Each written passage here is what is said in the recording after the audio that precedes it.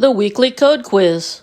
In last week's quiz, we reviewed how to create a table, and this was the result.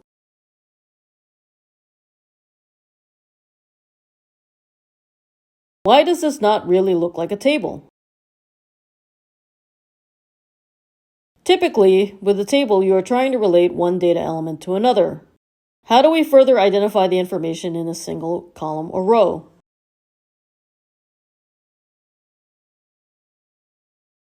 The th element is used to identify the information in a single column or row. Let's take an example of veterinarian's office, and our table will list patient demographics. So in the column, we may have an identifier for each pet.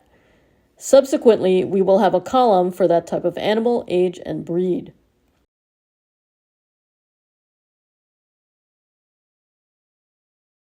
This is how our code will appear using a header row, or th element for each column. We can also use the th element to identify a header in a row.